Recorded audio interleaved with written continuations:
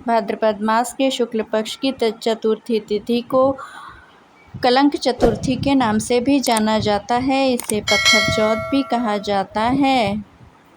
पौराणिक मान्यता के अनुसार इस दिन का चंद्र दर्शन जो भी व्यक्ति कर लेता है उसे वर्ष में कभी न कभी कलंकित अवश्य ही होना पड़ता है। हरितालिका तीज व्रत के दूसरे दिन कलंक चतुर्थी के रूप में मनाया जाता है, जिस दिन अगर भूल से भी चंद्रदेव का दर्शन कर लिया तो फिर कलंक का सामना करना पड़ता है। जीवन में कलंक अवश्य ही लगता है। एक बार भगवान कृष्ण ने भी इस कलंक चंद्रमा का दर्शन कर लिया था और उन्हें भी मणि चोरी का आरोप लगा था।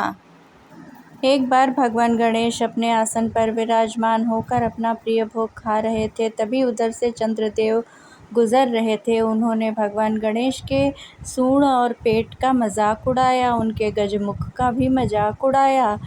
यह देखकर भगवान गणेश क्रोधित हो गए और उन्होंने चंद्रदेव को श्राप दिया कि तुम्हें अपने रूप का बहुत ही अहंकार है, तुम्हारा यह रूप नष्ट हो जाएगा।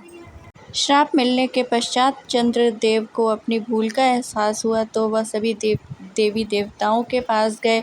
देवी देवताओं ने उन्हें भगवान शंकर के पास जाने के लिए कहा। भगवान शंकर ने गणेश को श्राप वापस लेने के लिए कहा और चंद्रदेव को क्षमा करने के लिए कहा। तब भगवान गणेश ने कहा कि श्राप तो वापस नहीं हो सकता, मैं उसका प्रभाव कम कर देता हूँ।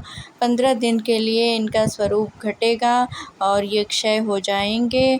इसके पश्चात 15 दिनों में फिर ये बढ़ने लग जाएंगे।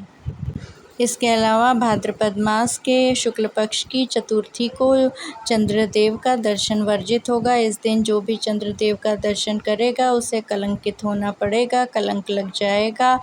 इसलिए इसे कलंकित चांद के नाम से जाना जाएगा। इस बार 18 सितंबर और 19 सितंबर दोनों दिन कलंक चौथ का असर होगा, जिस कारण चंद्रदेव का दर्शन वर्जित रहेगा। अगर किसी ने भूल से चंद्रदेव का दर्शन कर लिया है तो उसे महामृत्युंजय जप एक माला अवश्य ही जपना चाहिए। इसके साथ ही भगवान गणेश को 21 दूर्वा चढ़ानी चाहिए। भगवान गणेश का मंत्र जप करना चाहिए।